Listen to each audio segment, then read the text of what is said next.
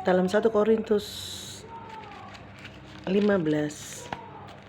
ayat 54 sampai ayat 58, firman Tuhan berkata, dan sesudah yang dapat binasa ini mengenakan yang tidak dapat binasa, dan yang dapat mati ini mengenakan yang tidak dapat mati, maka akan genaplah firman Tuhan yang tertulis, maut telah ditelan dalam kemenangan. Hai maut, di manakah kemenanganmu? Hai maut, di manakah sengatmu? Sengat maut itu ialah dosa, dan kuasa dosa ialah hukum Taurat. Tetapi syukur kepada Allah yang telah memberikan kepada kita kemenangan oleh Yesus Kristus Tuhan kita. Karena itu saudara-saudaraku yang kekasih, berdirilah teguh, jangan goyah, dan giatlah selalu dalam pekerjaan Tuhan. Sebab kamu tahu bahwa dalam persekutuan dengan Tuhan, jerih payahmu tidak sia-sia. Nah, hari ini kita ketahui bahwa hari ini adalah hari Paskah. Selamat Paskah saudaraku. Bahwa Tuhan Yesus sudah bangkit dan Tuhan Yesus sudah mengalahkan maut. Maut tidak bisa mengalahkan Tuhan Yesus.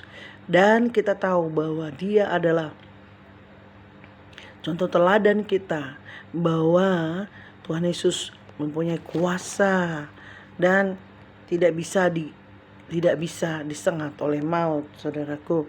Dan sengat maut ialah dosa, dan kuasa dosa itu adalah hukum Taurat. Jadi dosa itu bisa menyengat, dengan adanya dosa itu bisa menyengat dan kita menghadapi maut, saudaraku. Tetapi dengan adanya Yesus yang sudah mengalahkan maut dan Dia sudah menganugerahkan kepada kita keselamatannya, maka maut tidak berkuasa lagi atas hidup kita.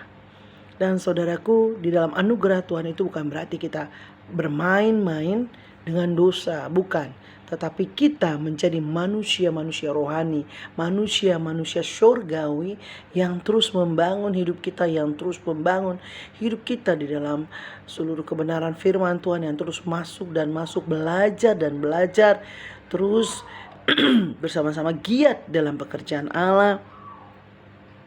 Karena itu saudaraku, kita akan selalu terjagai dan dijagai ya oleh kebenaran firman Allah. Karena itu saudaraku, mari berpegang teguh dan jangan goyah, dan kita bergiat dalam seluruh pelayanan atau persekutuan kita dengan Tuhan. Dan saudaraku, firman Tuhan tadi berkata bahwa persekutuan kita dengan Tuhan itu akan diperhitungkan Tuhan, dan jerih payah kita tidak akan sia-sia, saudaraku.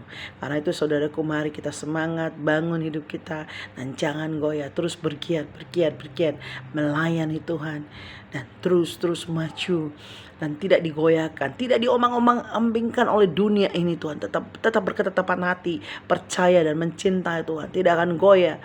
Keputusan untuk mengikuti Yesus dan terus mengerjakan pekerjaannya, itulah yang harus terus kita ambil dan kita putuskan dalam hidup kita. Haleluya, selamat Paskah. Tuhan Yesus memberkati kita.